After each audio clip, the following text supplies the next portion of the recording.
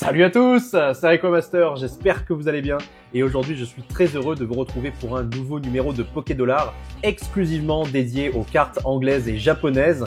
Vous allez voir des cartes mythiques et comme d'habitude j'essaierai de vous partager le plus d'anecdotes possible. Si cette vidéo vous a plu, n'hésitez pas à la liker et à la commenter et si vous souhaitez soutenir mon travail, vous pouvez également vous abonner à la chaîne afin de ne manquer aucun contenu. Allez c'est parti, bonne vidéo à tous. Commençons sans plus tarder avec la carte qui symbolise, qui cristallise notre hobby. Il s'agit bien sûr du Dracofeu du set de base, ici en première édition US PSA 10. L'occasion pour moi de faire un petit rappel qui va sonner comme une évidence pour beaucoup, mais je me suis aperçu notamment au gala que c'était pas forcément intuitif pour tout le monde. Donc pour rappel, sur le set de base US, l'édition 1 est forcément shadowless, donc on distingue 3 versions. Je ne vais pas forcément parler ici des petites variantes, ni du force print, on va rester basique, mais pour que les débutants, entre guillemets, puissent au moins se faire une idée de ce qu'est le set de base US, eh bien on peut distinguer 3 catégories principales. L'édition 1, donc c'est vraiment la toute première édition, comme son nom l'indique, qui a été publiée en premier. Ces cartes-là sont forcément shadowless, c'est-à-dire qu'il y a une absence d'ombre sur les côtés, la police d'écriture n'est pas la même sur certains facteurs, notamment les PV. Ensuite, vous avez le shadowless, donc ce qu'on appelle le shadowless, c'est la même chose que l'édition 1, sauf qu'il n'y a pas le logo édition 1, voilà, donc ça a été publié juste après. Et enfin, vous avez l'Unlimited, et l'Unlimited, évidemment, on a les ombres, on a tout ce qu'on peut imaginer du set de base puisque nous, on n'a pas eu de shadowless sur nos cartes françaises. Donc forcément, eh bien, dites-vous que l'Unlimited US, c'est à peu près l'équivalent de notre set de base à nous, à l'exception près que nous, évidemment, on a des cartes édition 1 et des cartes édition 2, mais que même les cartes édition 1 chez nous ne sont pas shadowless. Et c'est là que peut potentiellement venir la confusion.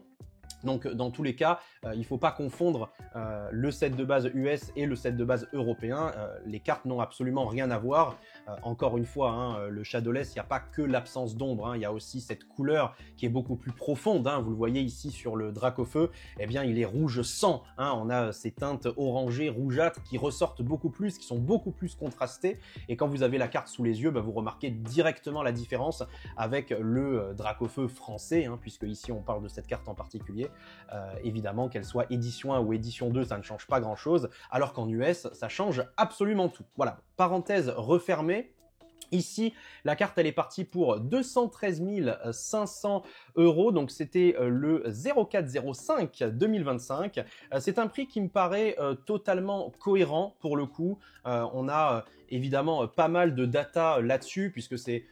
Mine de rien, on a des ventes assez régulières de Dracofeu du set de base en PSA 10. La population est de 125, donc elle ne bouge pas trop sur les grosses cartes comme ça. Depuis 5 ans, on a une stagnation de la population, c'est tout à fait normal. Regardez Rayquaza Star, on est toujours en pop 48 depuis, je crois maintenant, 2018. Il me semble qu'il n'y en a pas eu un seul gradé en 10 depuis, en US.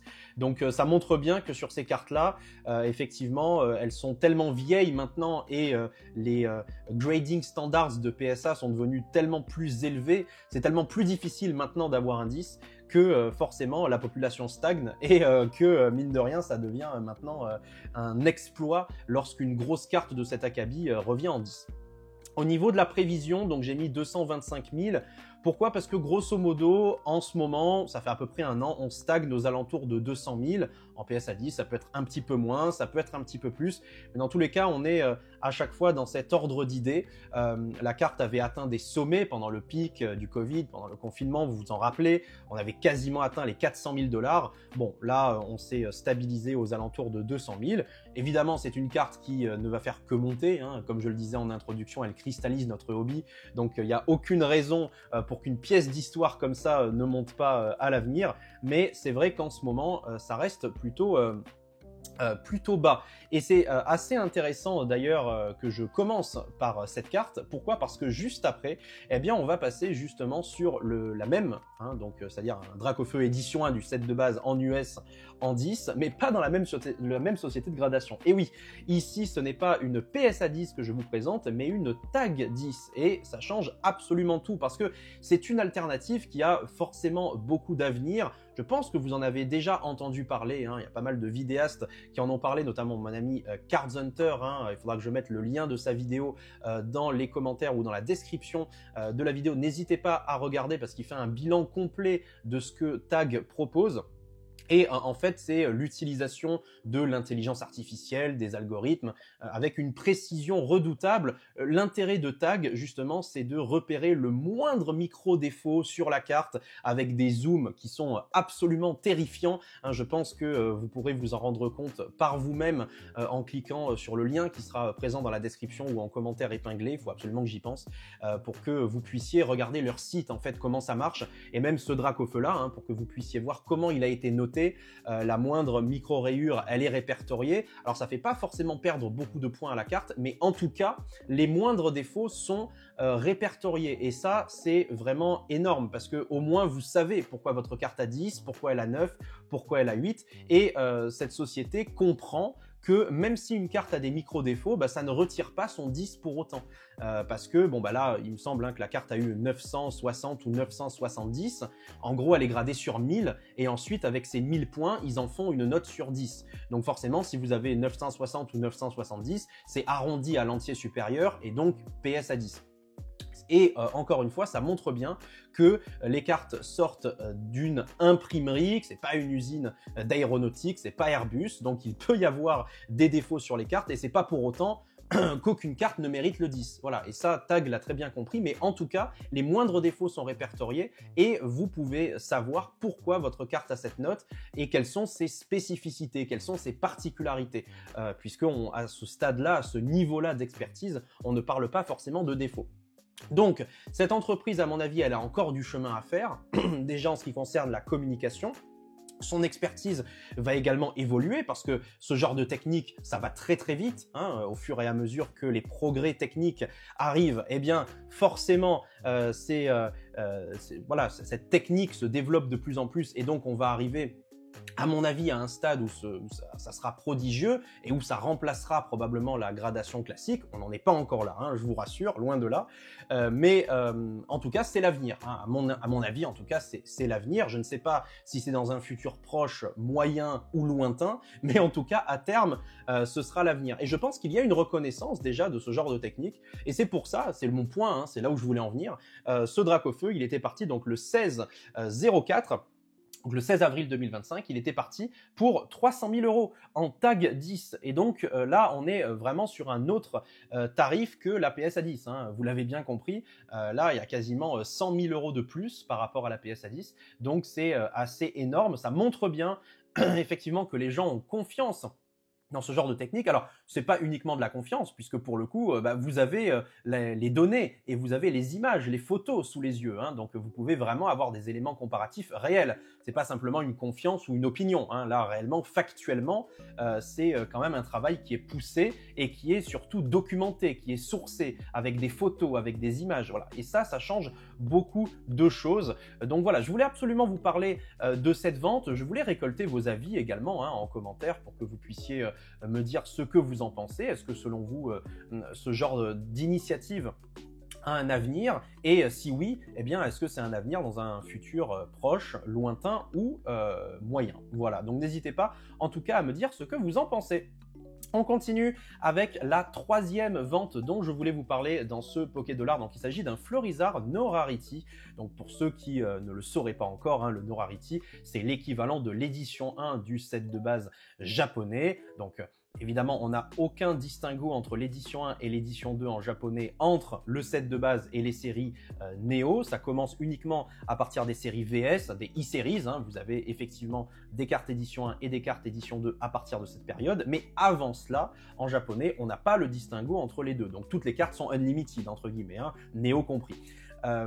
Sauf que le set de base, on a cette absence de symbole de rareté. Hein, vous le savez, vous connaissez l'histoire, on en a déjà parlé sur la chaîne. Donc en bas à droite, normalement vous devriez avoir une étoile ici pour symboliser le fait que c'est une rare. Alors ici en l'occurrence une holographique, mais vous avez compris l'idée. Eh bien on n'a pas cette étoile, on a cette absence de rareté, d'où le nom No Rarity symbole. Et donc forcément ces cartes sont beaucoup plus rares, comme c'est vraiment les OG, quoi. C'est les toutes premières cartes. Parmi les premières, ce sont les premières. On pourrait le définir comme ça. Donc forcément, Les prix sont plus élevés, elles sont plus recherchées et surtout beaucoup plus rares, hein, puisque vous savez à quel point il est très très difficile de mettre la main sur ces cartes-là, surtout quand elles sont dans un état comparable à ce Florizarre, c'est-à-dire dans l'état parfait, le Gem Mint. Alors c'est pas parfait, hein, Gem Minten, mais c'est le meilleur état qu'on puisse espérer dans un contexte en particulier. Hein. C'est comme ça que j'ai l'habitude de définir le PSA 10 en tout cas, puisque c'est pas du pristine, hein, je rappelle, PSA 10 et pristine, ce sont deux termes différents, Gem Mint et pristine en tout cas. Bref, la carte elle est pop 7, je pense que c'est déjà un très bon prix, hein, 42 000 €, c'est absolument énorme, mais je pense que ce type de carte carrément peut évoluer à l'avenir. C'est pour ça que j'ai fait une prévision à 50 000 parce qu'à mon avis, clairement, lorsqu'il y aura une reconnaissance encore plus grande du No Rarity et que ces cartes-là cesseront d'être des cartes de niche, eh bien, je pense que de manière générale, elles marqueront l'histoire et on les retrouvera peut-être dans des musées dans 20 ans, dans 30 ans, dans 40 ans, j'en sais rien, comme étant, comme je disais, vraiment les premières cartes parmi les premières, en tout cas du TCG. Hein. Ici, je parle pas des Cardass, je ne parle pas de ce genre de choses, mais ça peut être très très très intéressant à l'avenir et donc encore une fois je pense que ça risque de monter. On continue avec le Tortank. Voilà, ici je vais pas m'éterniser sur le Tortank puisque c'est exactement la même dynamique que le Florizarre. Il est tout aussi rare, hein. Il est pop 6 ce Tortank alors que le Florizarre était pop 7. Donc il est parti à 55 000. Forcément, il y a toujours une petite plus-value de Tortank par rapport à Florizarre parce que le starter en lui-même est plus apprécié. Mais après, ça ne change pas grand-chose. C'est exactement les mêmes données que je peux vous fournir par rapport au Florizarre. On continue avec un Dracofeu brillant, donc Shining Charizard de Neo Destiny en première édition PSA 10, qui est parti pour 14 225 €. Et là, pour le coup, c'est vraiment une très très très belle vente parce que pendant 1 an, 2 ans même, on a été habitué à voir cette carte partir toujours au même tarif, c'est-à-dire à 10 000 $ environ. Ça n'a pas bougé pendant 1 an et demi, je m'aventurerai même à dire 2 ans. On était vraiment sur les mêmes tarifs en PSA 10, en tout cas First Aid évidemment, aux alentours de 10 000 $. Parfois vous aviez des ventes à 9 500, parfois des ventes à 11 000, mais on était toujours dans ce même ordre d'idée. Et puis là d'un coup, on a un mouvement de toute façon qui est généralisé hein, sur les grosses cartes anglaises. C'est le cas sur le scellé, mais c'est avant tout le cas sur les cartes. Alors quand je dis grosses cartes anglaises, évidemment, les Gold Star en PSA 10, les Shining en PSA 10, les cartes Crystal, les cartes du set de base, voilà. Vraiment, ces grosses cartes qui symbolisent notre hobby, qui symbolisent une génération à elles seules, ont tendance à monter en anglais en ce moment. C'est vrai qu'il y a une raréfaction quand même de ce type de cartes sur le marché. Hein. Elles sont toujours aussi nombreuses, hein, mais elles sont moins proposées à la vente. Donc il y a en tout cas une fluctuation en ce moment qui est en train de s'opérer et c'est pas que sur ce Dracofeu que je l'ai observé, mais c'est le cas pour plein d'autres cartes. Donc si vous avez de l'anglais chez vous, si vous avez la possibilité d'en récupérer à bon prix, moi mon call pour 2025 c'est justement de ne pas négliger l'anglais. Voilà, c'est la seule chose que je pourrais vous dire, de ne pas négliger l'anglais. Ça reste la langue internationale, donc c'est pas la langue primaire dans Pokémon, hein. Ça restera le japonais, le berceau de Pokémon restera le Japon. Malgré tout, l'anglais, ça reste la langue la plus parlée dans le monde. Il y a énormément de collectionneurs d'anglais à travers le monde et donc effectivement, moi, mon conseil, ça serait de ne pas sous-estimer ce dialecte, j'ai envie de dire. Bref, 14 225 €, très très belle vente comme je le disais, avec un beau pourcentage d'évolution par rapport aux 10 000 $ auxquels nous étions habitués jusqu'à présent. Et cette carte est partie donc le 1er avril 2025 avec une population à 267. Donc elle est quand même pas mal gradée. Il faut dire qu'il y a beaucoup de displays Neo Destiny première édition qui ont été ouvertes et bien beaucoup évidemment revenaient 10 parce que c'était pas non plus les cartes les plus difficiles à grader. En japonais, c'est un enfer à grader les Shining, hein, il faut le savoir. Elles sont toujours très mal centrées, il y a du silvering, c'est très compliqué pour avoir un 10. En anglais, c'est plus facile d'avoir un 10 quand vous sortez la carte vous-même de booster. On continue les amis avec un Noctali holographique donc de la série Skyridge qui est absolument magnifique, hein. C'est probablement l'une des plus belles holos de Skyridge, indépendamment du fait que c'est Noctali d'ailleurs, hein. Effectivement, c'est un Pokémon qui est toujours mis en avant, mais indépendamment de ça, moi c'est une carte que j'ai toujours appréciée. J'aime beaucoup Noctali, hein, mais pas plus qu'un autre Pokémon en fait. Hein. Malgré tout, cette carte-là, je dois dire qu'elle a quelque chose de particulier. Elle a un charme qui est absolument énorme. Déjà, elle a été dessinée par Atsuko Nishida, et vous savez l'amour que je porte à cette dame, qui est d'un talent énorme pour moi. Donc cette carte, forcément, elle a toujours eu le vent en poupe. Ici, malgré tout, on arrive à 10 000, quoi. 10 000 euros, c'est absolument énorme.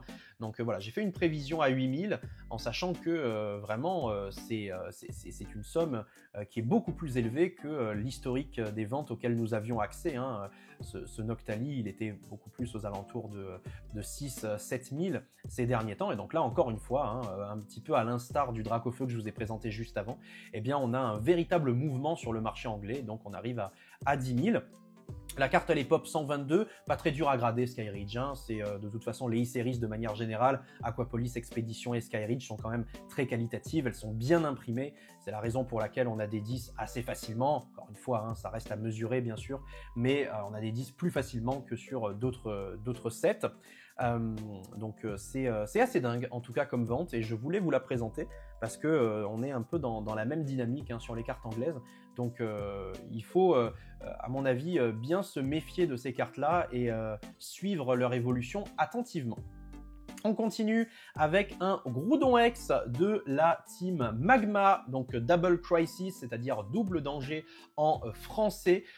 Cette série qui a véritablement été appréciée. En fait, je m'étais pas rendu compte au fil des années à quel point cette série était appréciée des collectionneurs, parce qu'elle est très courte, hein, cette série. Le Groudon et le Kyogre sont absolument magnifiques en full art. On a aussi des Zolos qui sont très très très jolis, qui nous rappellent bien sûr la grande époque de Team Magma versus Team Aqua. Mais à l'époque, elle n'avait pas forcément défrayé la chronique, cette série. Hein. J'en avais ouvert sur la chaîne, d'autres collègues l'avaient fait aussi, mais on n'avait pas eu cet engouement énorme autour de ce set. Et plus les années passent, plus j'ai l'impression que elle a une sorte de reconnaissance, alors j'allais dire posthume, bon, on va pas dire que la série est morte, je vais simplement dire une reconnaissance a posteriori, mais ça fait plaisir à voir, hein, puisque moi je suis très très fan de la Team Magma et de la Team Aqua.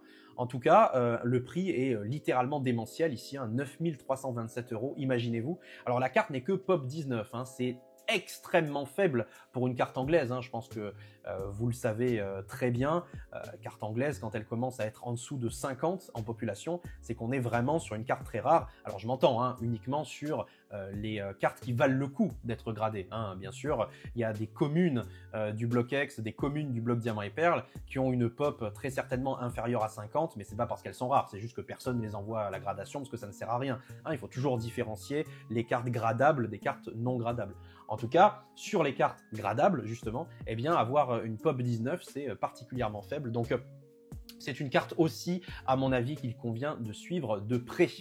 On continue avec un Pikachu Illustrator en CGC 10 qui est parti pour 316 000 €. Ça me semble particulièrement faible de mon côté.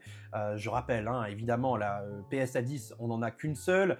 Elle avait été vendue pour cette fameuse somme de plus de 5 millions de dollars avec l'affaire Logan Paul. Est-ce qu'elle vaut ce prix? Non. Est-ce que si aujourd'hui elle était reproposée à la vente, eh bien, ça serait pour 5 millions? Probablement pas, en tout cas ça m'étonnerait, mais toujours est-il que 316 000 €, c'est le prix à peu près du PSA 9, hein, même un petit peu moins. Alors on sait que les cartes gradées par CGC valent moins cher, elles sont moins valorisées. Encore une fois, il n'y a aucune condescendance dans ce que je dis, ni aucune amertume, puisque moi de mon côté, je n'ai absolument rien contre CGC, mais force est de constater que de manière générale, les prix sont pas les mêmes que PSA. Bon, ben voilà, ça c'est clair et net, c'est comme ça ne changera jamais.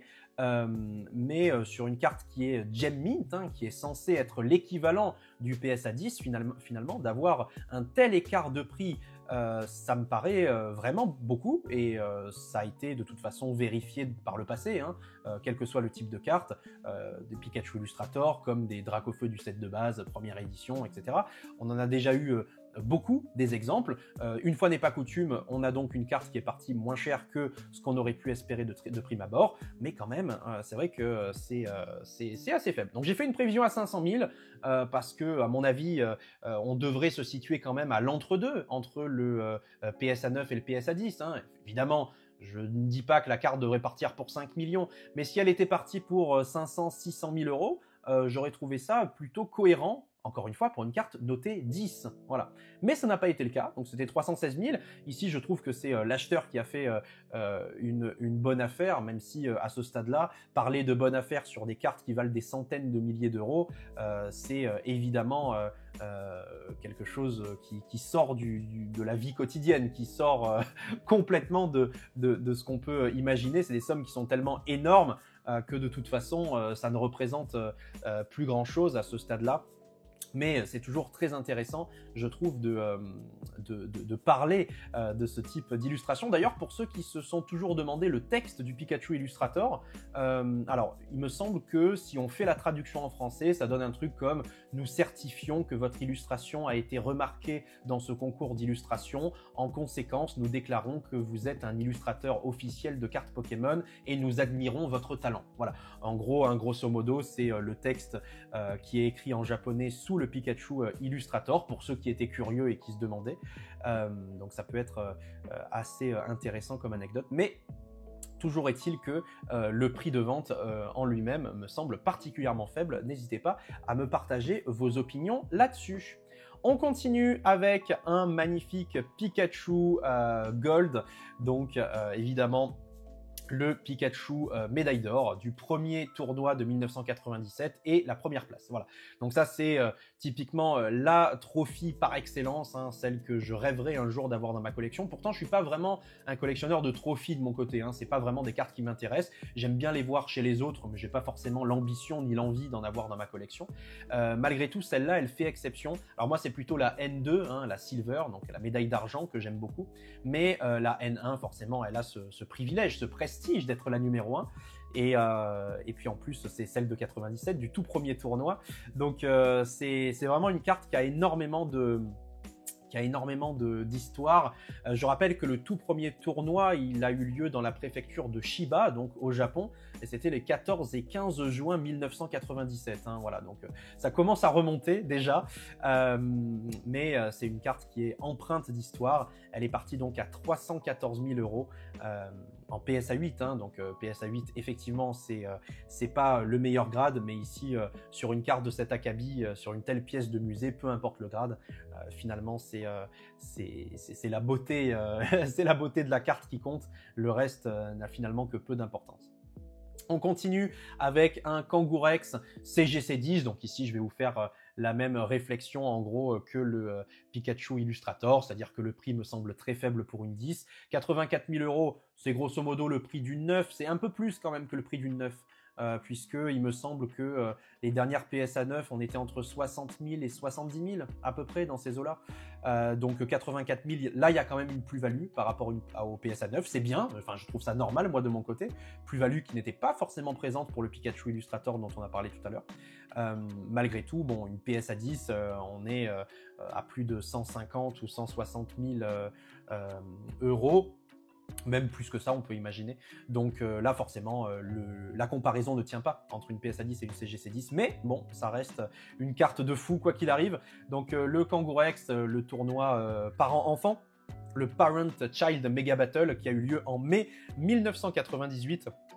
Voilà, donc c'est également une carte qui me plaît beaucoup, hein, que j'en ai déjà parlé de toute façon sur la chaîne, mais c'est une illustration que j'aime beaucoup. Elle a un petit swirl juste à côté là du Kangourex, très très sympathique. Elle est vraiment magnifique, illustrée par l'historique Ken Sugimori, bien évidemment. On continue avec un Mew Korokoro qui a bien up, hein, le Mew Korokoro, regardez, ce coquin, il est à 4200 euros. Franchement, c'est pas mal. On se rappelle d'une époque où il était à 2000, entre 2 et 3000 euros ou dollars.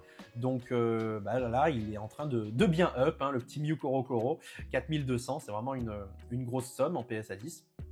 Mais c'est de toute façon une des cartes les plus mythiques, les plus appréciées. Je pense que même quelqu'un qui n'est pas dans le hobby, mais qui suit de près ou de loin le monde Pokémon, il a déjà vu cette carte. Vous voyez, je pense qu'elle a une aura, cette illustration qui est vraiment dingue. Elle est connue globalement de tous ceux qui sont de près ou de loin dans ce milieu. Donc ça explique aussi le fait qu'elle soit si appréciée, alors qu'elle n'est pas non plus très rare, hein, population de 567, elle a quand même été beaucoup éditée et il y a pas mal d'exemplaires qui sont disponibles. En tout cas, très bon prix pour ce Mew CoroCoro.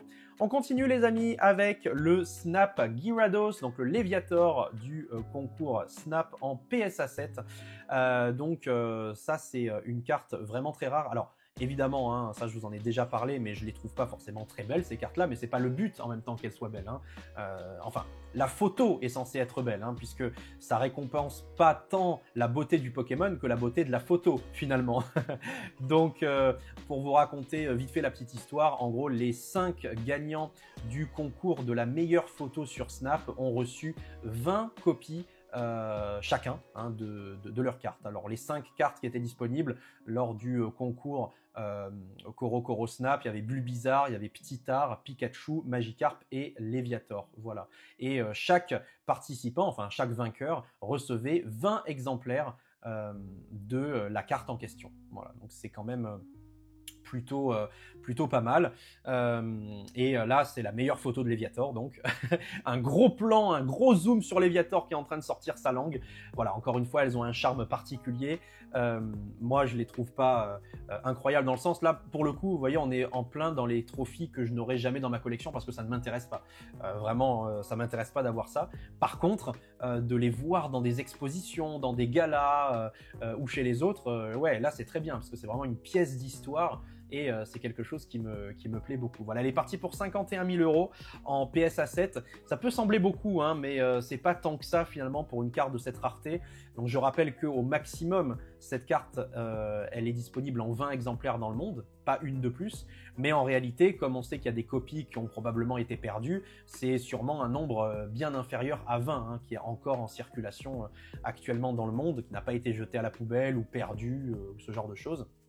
Donc sur des cartes aussi rares que ça, on pourrait s'attendre à des sommes bien plus importantes et je pense que l'histoire nous montrera que dans quelques années, ces sommes qui paraissent énormes actuellement eh bien, seront en réalité ridicules par rapport au prix auquel elles se négocieront dans un horizon 2040, 2050 ou 2060. Voilà. Elle est pop 1 en tout cas en PSA 7, ça ne veut pas dire qu'il en existe qu'un seul exemplaire, hein. C'est-à-dire que dans cette note, elle est pop 1 et j'ai fait une prévision à 60 000 € en tout cas pour la prochaine vente pour ne pas trop prendre de risques. On continue les amis avec le Smogo, donc le Smogo qui n'appartient pas quant à lui au même concours, donc c'est le même principe que le CoroCoro Best Photo que je viens de vous présenter avec le Léviator, sauf qu'ici le concours a été organisé par une émission de TV Tokyo, donc 64 Mario Stadium, qui parlait essentiellement des concours Nintendo. Cette émission elle avait lieu chaque jeudi de 18h30 à 19h entre le 4 juillet 96 et le 28 septembre 2000. Et justement, en mai 99, eh bien, les organisateurs du show ont eux aussi décidé d'organiser un concours de photos. Et contrairement au concours du CoroCoro avec le Léviator dont je vous parlais avant, eh bien, seulement 15 copies de chaque carte ont été distribuées aux vainqueurs. Et ici, les 5 cartes qui ont retenu l'attention du jury et qui donc ont été sélectionnées et qui, de facto, ont été publiées à 15 exemplaires pour les gagnants, eh bien, ce sont Smogo, Salamèche, Carapuce, Articodin et le Vénard. Voilà pour la petite histoire. En tout cas, très sympathique ce Smogo qui est le Smogo le plus cher du monde, hein, évidemment, de très loin, qui est parti pour 37 800 € en PSA 9, donc une très belle vente là pour le coup. J'ai fait une prévision d'ailleurs très proche hein, de ce prix pour la prochaine vente, j'ai estimé 40 000 € parce que je pense que de toute façon on est déjà dans un ratio, un prix qui me semble tout à fait cohérent par rapport à la rareté de cette carte, en prenant en compte le fait que Smogo c'est pas un des Pokémon les plus populaires du monde, mais en tout cas elle est assez exceptionnelle cette illustration. Donc je voulais absolument vous la présenter et elle est pop 4 en PSA 9. On continue avec la carte de mes rêves, la dernière carte qu'il faut pour que je puisse finir ma collection. Il s'agit du Noctali Promoplay 70 000 points, sauf que celui-ci, pardon, il est en BJS 9,5 et il a été vendu pour 93 000 €. Beaucoup d'argent, c'est beaucoup d'argent. Voilà, donc la PSA 10, elle est aux alentours des 170-180 000 $ et la BJS 9,5, elle est voilà pour 93 000 €. C'est le prix auquel je m'attendais, hein, honnêtement. Il n'y a pas eu de baisse, il n'y a pas eu de hausse flagrante non plus. J'aurais préféré qu'il y ait une baisse, hein, je vous avoue, mais ça n'a pas été le cas. Donc j'ai fait une prévision de 90 000 parce que c'est globalement le prix auquel on s'attend pour une BJS 9,5. Donc je rappelle, hein, chez Beckett, le 9,5 c'est Gem Mint, le 10 c'est Pristine, donc c'est supérieur au Gem Mint de PSA, le 10 chez Beckett, hein, Pristine forcément. Par contre, l'état Gem Mint, qui est censé être le même que le PSA 10 Gem Mint, en réalité il y a des petites différences. Ils sont un peu moins sévères, il faut le dire, Beckett sur le Gem Mint 9,5. Donc il y a un petit peu plus de liberté, un petit peu plus de facilité, et puis surtout le prix n'est évidemment pas le même. Et voilà, en termes de tarot, c'est littéralement incomparable une PSA 10 avec une BJS 9,5, même si sur le papier c'est censé être le même état. Mais en réalité, on sait très bien qu'il y a des petites différences d'état et surtout des grosses différences de prix. Voilà, donc elle est partie le 3 mai, cette carte-là. Le magnifique Noctali Promoplay. Vous connaissez l'histoire, hein, je vous en ai déjà parlé. Donc les tournois Promoplay qui avaient eu lieu l'été au Japon, là ici en l'occurrence entre 2003 et 2005. Ça a continué ensuite jusqu'en 2007 et puis voilà, à la clé vous pouviez récupérer de très grosses cartes, ce qu'on appelle les Promoplay, avec les plus connus qui sont notamment Aquali, Pyroli, Voltali, Mentali et Noctali, même s'il y en avait d'autres très sympathiques comme le Mew-X ou le Celebi X. Il fallait moins de points celles-ci pour les avoir, même si elles sont vraiment très jolies, 5000 et 7000 points respectivement. Mais pour le Aquali, c'était 10 000 points, pour le Voltali, c'était 20 000 points, pour le Pyroli, 30 000 points, pour le Mentali, 40 000 points, et pour le Noctali, 70 000 points. Donc autant vous dire qu'il fallait se lever de bonne heure et qu'il fallait faire de nombreux matchs pour espérer la récupérer. Elle est toujours aussi belle, elle est toujours aussi exceptionnelle, et puis j'espère un jour la voir dans ma collection. Qui sait? Il ne faut jamais dire jamais. On termine les amis avec cette dernière carte dont je voulais vous parler, donc un Pikachu Art Academy illustré par Mame Akimaru. Alors par rapport aux cartes Art Academy, pour que je vous fasse un rapide topo là-dessus, il faut savoir que le premier concours international offrait aux joueurs de Pokémon Art Academy la possibilité de créer leurs propres illustrations, et in fine d'avoir donc leurs propres cartes. La compétition, elle a été divisée en 3 catégories géographiques. Donc il y avait le Japon, auquel ce Pikachu appartient ici, puisque c'est un illustrateur japonais qui l'a illustré. Il y avait l'Amérique du Nord, donc USA, Canada et Mexique, et enfin l'Europe et Océanie. Voilà, donc 3 catégories géographiques pour que personne ne soit lésé, même s'il me semble que l'Italie n'avait pas le droit de participer au tournoi. Voilà, ça c'est la petite anecdote, mais sinon quasiment toutes les régions du monde pouvaient participer à ce concours Art Academy, en sachant que les premiers à commencer c'était les Japonais, puisque il me semble que le concours au Japon a eu lieu du 13 décembre 2014 au 1er février 2015. Pour celui-là, je parle, pour ce premier concours avec ce Pikachu que je vous montre à l'écran actuellement. Voilà, donc c'est quand même sur une période relativement courte, et donc ce magnifique Pikachu que j'ai toujours trouvé magnifique, illustré par Akimaru, Pikachu cosmonaute avec sa combinaison spatiale que je trouve vraiment très jolie, un Deoxys qu'on voit dans le fond derrière, tout au fond de l'illustration en train de descendre. Donc je suis particulièrement fan. C'est pour ça que je voulais vous le présenter. Je présente pas trop les cartes Art Academy habituellement parce que c'est un style qui ne me plaît pas forcément, on va dire les termes, pour être honnête. Par contre, celui-là, c'est un des rares qui me plaît beaucoup, où j'ai vraiment beaucoup d'affection pour cette carte-là, pour cette illustration-ci. Et donc, comme j'ai vu cette magnifique vente avoir lieu, je ne pouvais pas passer à côté, je ne pouvais pas ne pas vous la présenter. Et donc, en PSA 10, elle est partie pour 148 666 €. Donc, c'est absolument énorme. C'était le 25 avril. Et La carte est Pop 5, c'est complètement dingue. J'ai même fait une prévision bien en deçà à 120 000 pour la prochaine vente parce que ça me paraît gigantesque, hein, quasiment 150 000 euros. C'est complètement dingue. Après, en termes de rareté, voilà, c'est tout à fait cohérent, hein, parce que c'est une carte d'une rareté absolue. Mais waouh, j'étais vraiment surpris de voir ce prix de vente, donc je ne pouvais pas ne pas vous en parler dans ce Poké-Dollar. Merci à tous d'avoir suivi cette vidéo. En tout cas, j'espère qu'elle vous a plu. N'hésitez pas à me le faire savoir dans les commentaires. Et puis sinon, on se retrouve très vite pour de nouvelles aventures. Allez, prenez soin de vous et à la prochaine. Ciao tout le monde.